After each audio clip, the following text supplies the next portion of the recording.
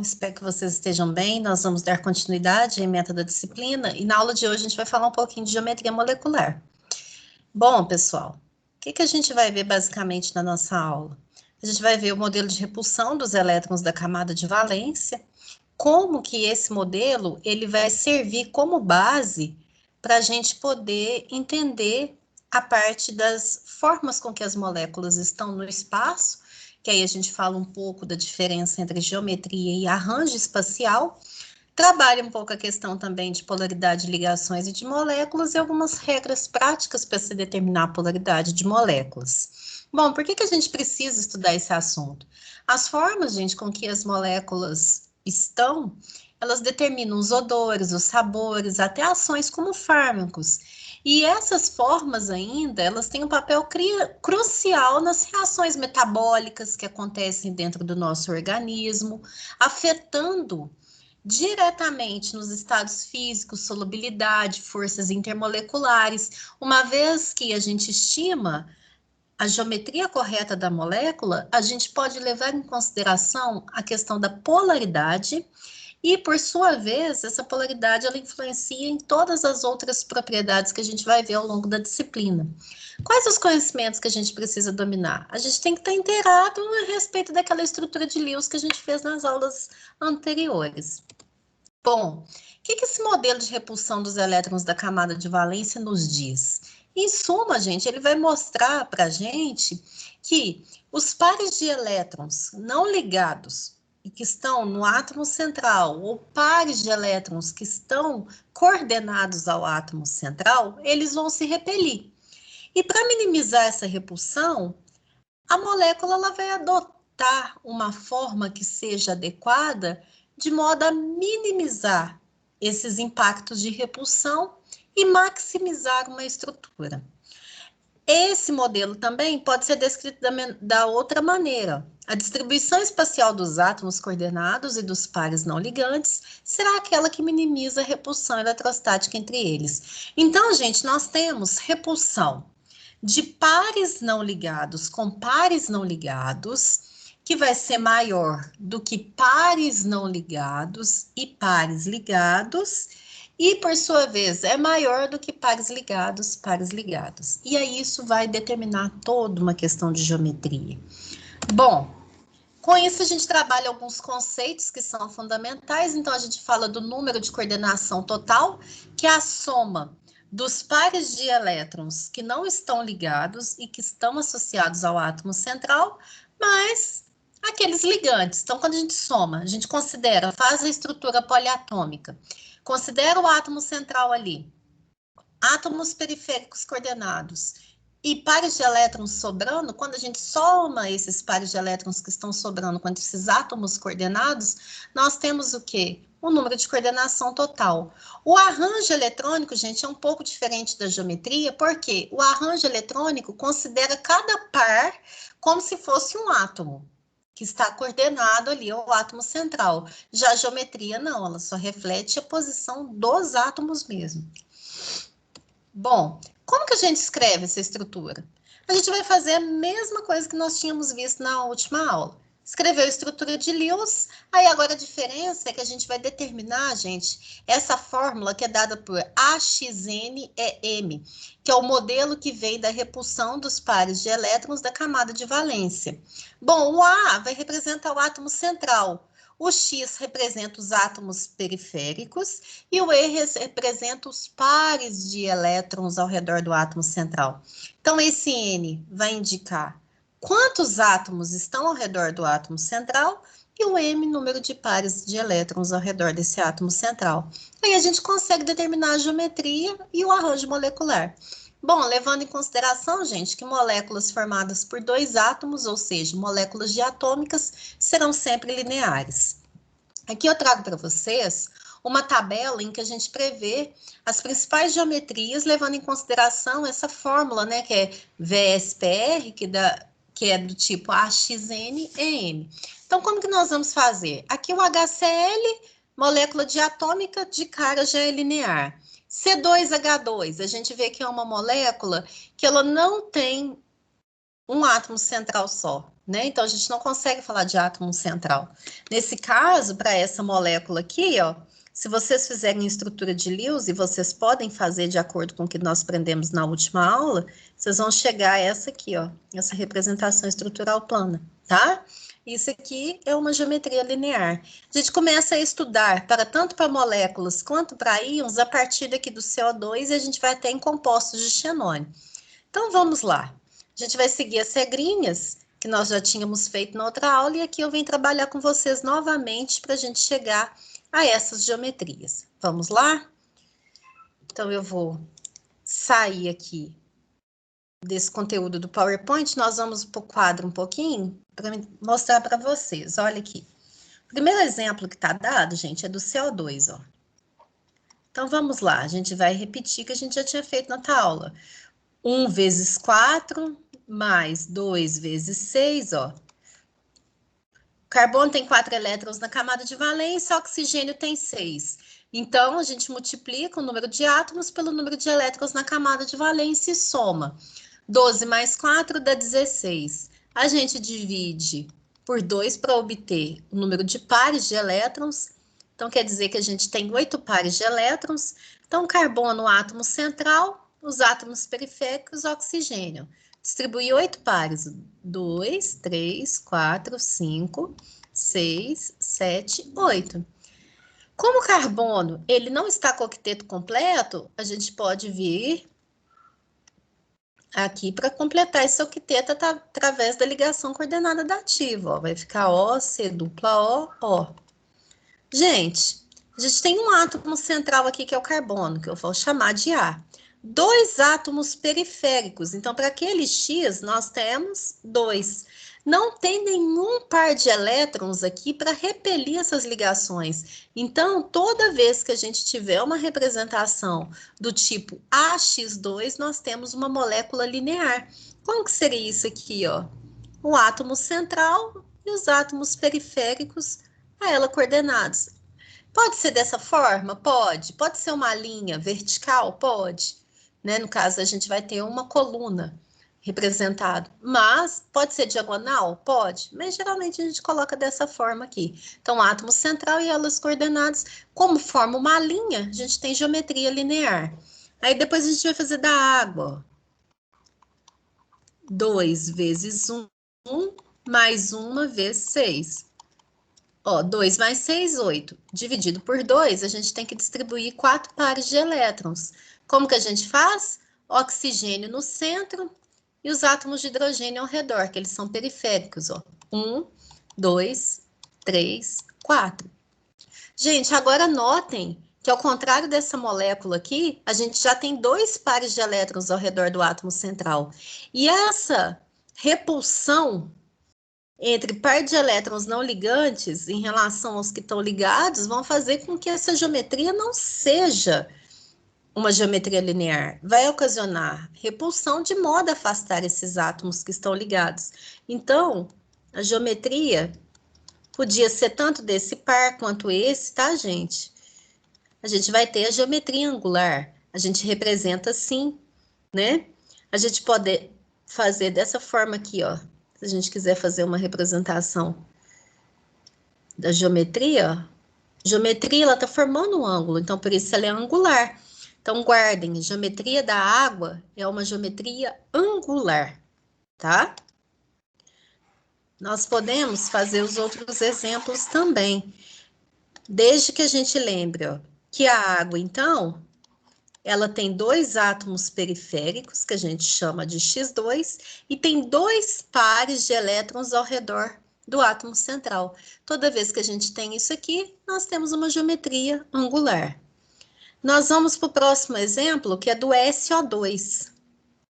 Então, a gente faz novamente, atribuindo aquelas regrinhas que nós tínhamos visto na outra aula, ó. Enxofre tem 6 elétrons na camada de valência e o oxigênio também tem 6. Então, vão dar 18 dividido por 2, 9 pares de elétrons. Enxofre, átomo central, oxigênio, átomo periférico. 1, 2, 3, 4, 5, 6, 7, 8, 9. Só que o enxofre, ele não completou o seu octeto. Então, esse par de elétrons pode vir daqui ou de cá. Lembrem-se que existem estruturas de ressonância, né? A gente pode escrever isso aqui dessa forma ou dessa outra forma aqui. Independente, gente, de ser uma forma ou outra, que são estruturas de ressonância, o que que a gente tem que levar em consideração? Nós temos que levar em consideração que agora nós temos, mais uma vez, um par de elétrons. Desculpa, aqui não vai ter, não. Aqui já está com os 8, né? Independente de qualquer coisa, nós temos que levar em consideração que a gente, mais uma vez, tem esse par de elétrons aqui, ó. E esse par de elétrons, ele vai ocasionar a repulsão, porque a repulsão não ligante em relação ao que está ligado é maior do que essa repulsão entre esses aqui. Então, o que a gente vai fazer? A gente vai obter uma geometria que é do mesmo tipo, ó. Se a gente escrever AX2, porque são... Gente, independente, poderiam ser átomos diferentes, a gente não indica. Esse X aqui, ele só está representando que existem átomos periféricos. E quantos? 2. E tem um par de elétrons agora ao redor do átomo central. Então, se for AX2 é 2, igual a gente viu no exemplo da água, ou AX2 é, a geometria também vai ser angular. Tá? Mais uma vez, mostrando que foge um pouco ao que a gente poderia pensar, né? Aí a gente vem, por exemplo, do CH2O, essa estrutura de Lewis, se eu não me engano, a gente já tinha feito na outra aula, ó. CH2O, carbono, 1 vezes 4 mais 2 vezes 1, mais 1 vezes 6. 4 com 2, 6, 6 mais 6, 12. Dividido por 2, então a gente tem que distribuir 6 pares de elétrons. Então, carbono como átomo central, os átomos de hidrogênio periféricos e o oxigênio. Então, olha aqui. 1, 2, 3, 4, 5, 6. Mais uma vez, vai ter que vir um compartilhamento aqui para completar o octeto para o carbono. Não tem par de elétrons ao redor, então, nesse caso, par de elétrons não ligantes, né? Então, nesse caso, a gente tem AX3. A AX3, gente, é uma geometria triangular. Então, se a gente fizer uma representação, o que que vai acontecer? Está o centro aqui, né? Contendo o átomo central, e nas periferias, ó, os átomos periféricos. Lembre-se que na representação, gente, ligações duplas ou triplas, a gente não vai colocar na estrutura, né? Então, a gente tem um carbono aqui, os átomos de hidrogênio e o átomo de oxigênio, ok? Então, toda vez que tiver um tipo de geometria AX3, essa configuração, a geometria vai ser trigonal plana ou triangular, justamente porque não ocasiona essa repulsão. No caso agora do NH3, e depois eu já vou fazer do CH4, ó. NH3, 1 vez 5, mais 3 vezes 1, 5 mais 3, 8, dividido por 2, a gente vai ter a distribuição de 4 pares de elétrons. Notem agora que eu tenho 3 átomos, mas tenho 4 pares, indicando que sobrou esse par de elétrons ao redor do átomo central, que vai ocasionar a repulsão. Como a repulsão entre o par que não está ligado e os ligantes é maior do que os que estão ligados, esses átomos vão ser afastados. Então, a gente não tem uma geometria trigonal plana. A gente vai ter esses átomos afastados aqui, ó, numa chamada geometria piramidal. Ela vai imitar a base de uma pirâmide. E aí a gente faz a representação do tipo AX3, porque tem 3 átomos ligados, porque é um par de elétrons ao redor do átomo central. Geralmente, gente, vocês vão encontrar em livros, ó, um hidrogênio assim, outro aqui e outro intermediário. O que que isso quer dizer? Que vai ter um nitrogênio para frente do plano, um para trás do plano e um no plano, né? Se eu faço isso aqui, gente, ó, eu coloco um átomo aqui, outro aqui e um entre esses dois átomos. Pensem numa pirâmide, né? E aí a gente tem, então, a geometria piramidal.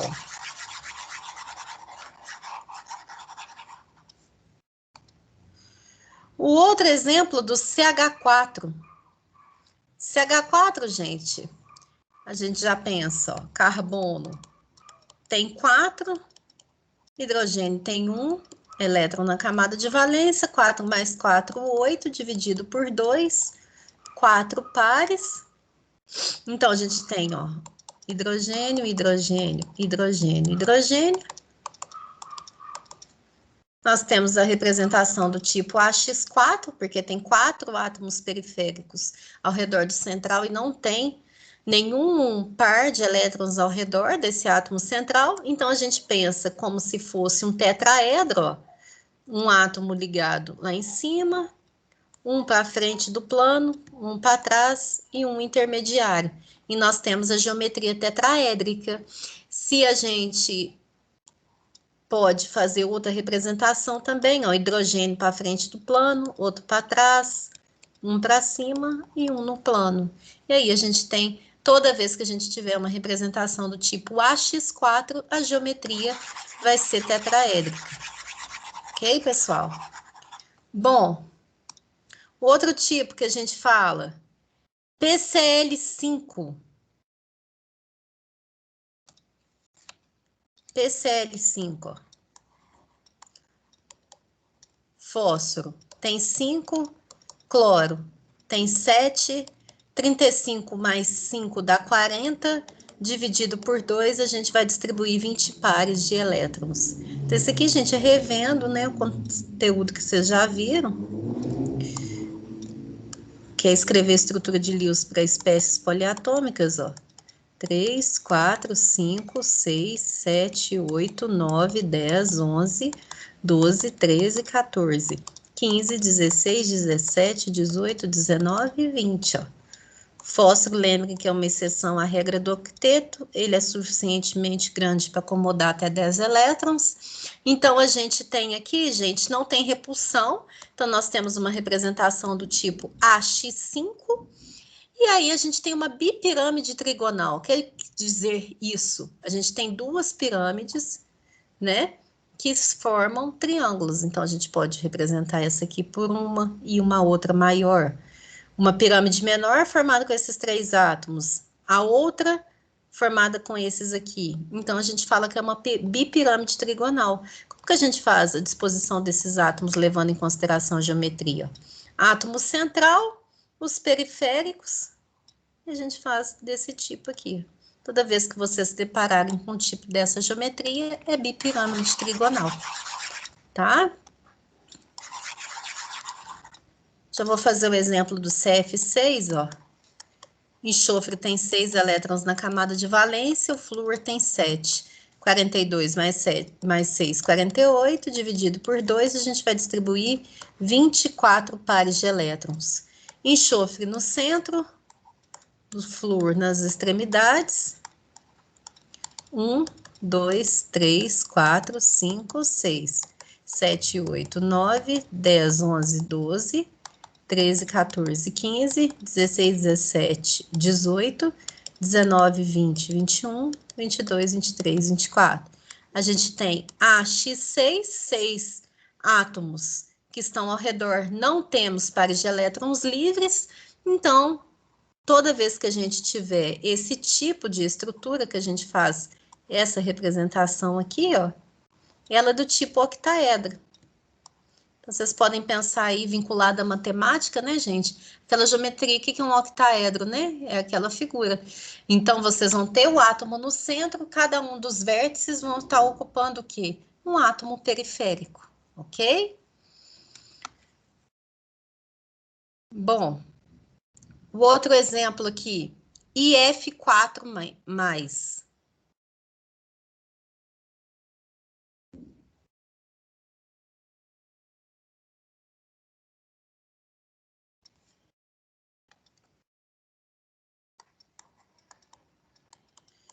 Ó, o iodo tem 7 elétrons, o flúor também tem 7. 28 mais 7, 35. A gente subtrai um elétron aqui, vai dar 34. Dividido por 2, 17 pares. Então, a gente vai distribuir flúor, flúor. Eu já estou distribuindo na forma que fica, gente, só para vocês entenderem, tá? 2, 3, 4, 5, 6, 7, 8, 9, 10, 11, 12, 13, 14, 15, 16, 17, ó. Nós temos 4 átomos periféricos e temos um par de elétrons, AX4E. O que vai acontecer, gente? Esse par de elétrons, ele poderia repelir? Poderia, mas essas ligações iam ficar muito próximas. Então, não acontece essa proximidade. Então, a gente vai ter como se fosse, ó, esses átomos aqui e esses outros aqui, ó. Forma um balanço, né? A gente, às vezes, consegue enxergar isso aqui de uma maneira mais assim, ó. Imagina uma pessoa balançando, ó, né, num balanço, que seria onde a pessoa segura aqui os pés, né, da pessoa. Então, esse tipo de geometria lembra um balanço, por isso que a gente considera geometria em forma de balanço. Depois, nós temos o ClF3. ClF3. A gente já começa a observar, né, a formação de camada de valência expandida. O cloro tem 7 elétrons e o flúor também, ó. 7 mais 21 dá 28, dividido por 2 dá 14 pares. Como que a gente distribui? Ó. 1, 2, 3, 4, 5, 6, 7, 8, 9, 10, 11, 12, 13, 14. Tem esses pares de elétrons, gente. Poderia repelir? Poderia até repelir, mas a densidade eletrônica aqui, ó, faz com que essa repulsão não aconteça. E aí a gente vai ter que, toda vez que a gente tiver uma geometria cuja fórmula seja AX3 E2, a gente tem uma geometria em forma de um T. Vocês estão vendo? Forma um T mesmo. Como que a gente faz a representação no espaço? Ó? Um átomo ligado aqui, outro aqui e outro aqui, formando um T. O átomo central e os átomos periféricos formando uma estrutura em T. Tá? E, por último, nós temos o exemplo do quadrado planar. Lembra que o xenônio, gente, ele está excedendo aqui a quantidade de elétrons, né? Ele está fazendo ligação. Ó, 36 dividido por 2 vai dar 18 pares. Então, o que eu fiz? Ó, 8 do xenônio, 4 vezes 7, 28. Com 8, 36. Então, nós temos que distribuir 18 pares de elétrons. O que vai acontecer? 3, 4, 5, 6, 7, 8, 9, 10, 11, 12, 13, 14, 15, 16, 17, 18. Não tem como acontecer mais repulsão do que já está. A forma que a molécula vai estar é desse jeito. Não acontece repulsão mais. E aí a gente tem a X4E2. X4 porque tem 4 átomos periféricos, E2 porque tem 2 pares de elétrons ao redor do átomo central. Toda vez que tiver desse tipo, a gente fala que é uma geometria do tipo quadrado planar. Pensa numa folha de papel. No centro dela está o átomo central e em cada vértice dessa folha vai estar quem? Um átomo periférico.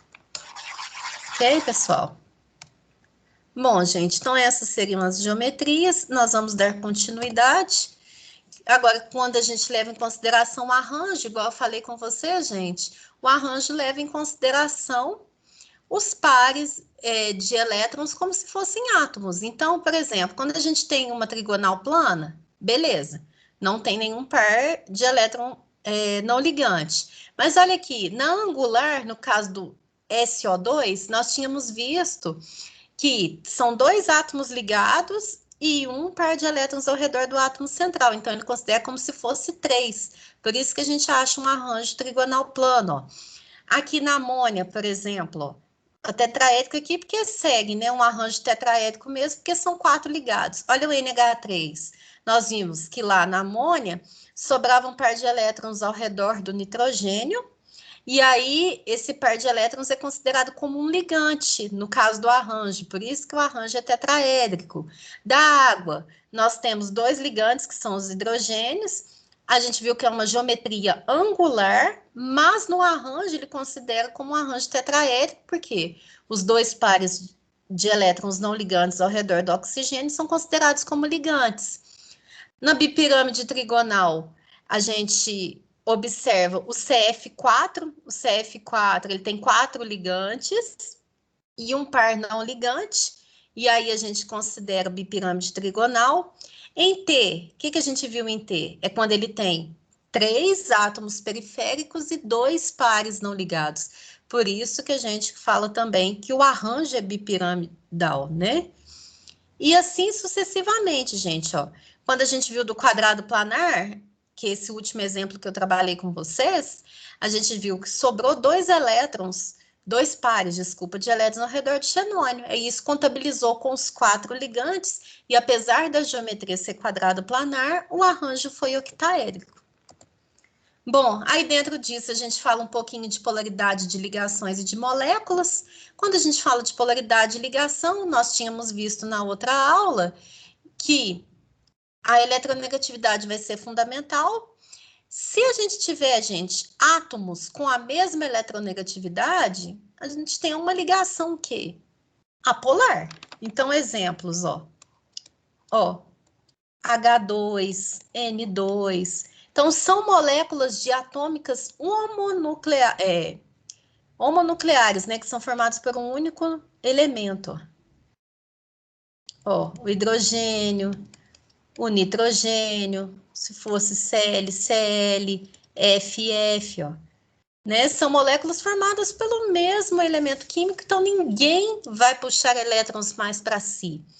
E numa ligação polar, os átomos têm eletronegatividades diferentes. HCl, HF, H2O, NH3, né? São todas ligações polares.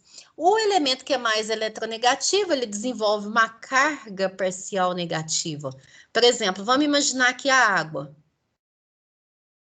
Ó, nós vimos que ela tem uma geometria angular.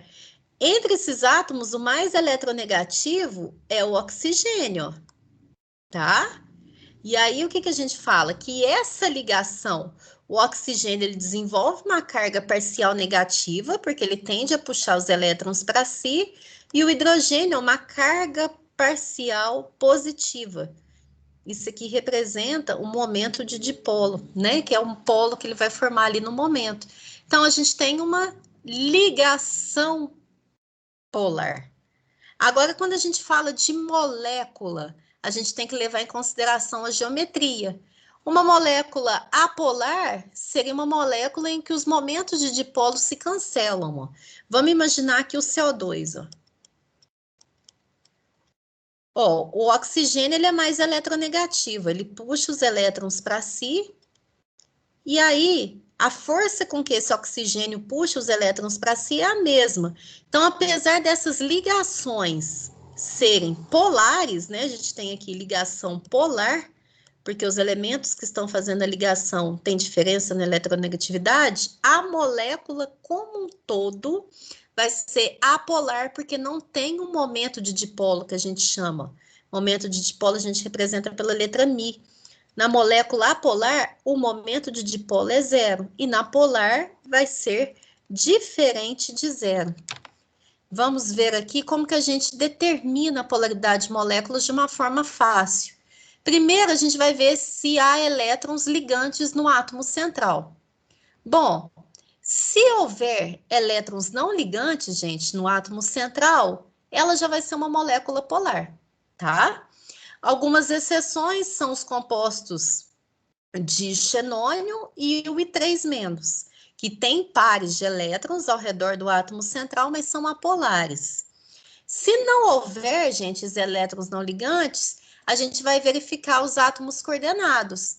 Se esses átomos forem iguais, molécula apolar. Se forem diferentes, molécula polar. O que seria isso? Ó?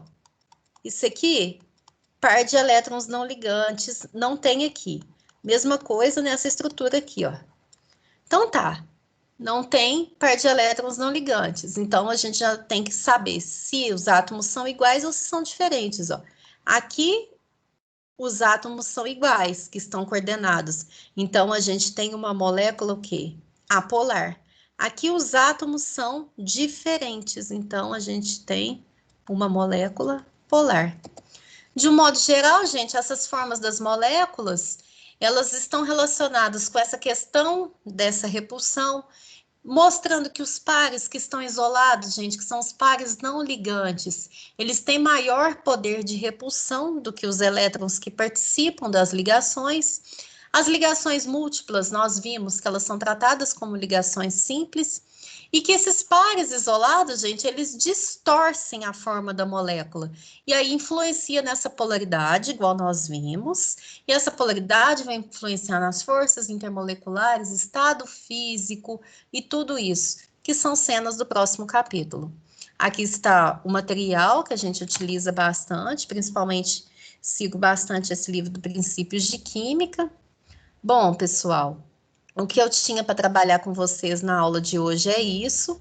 Eu coloco-me à disposição para esclarecer possíveis dúvidas. Um abraço a todos.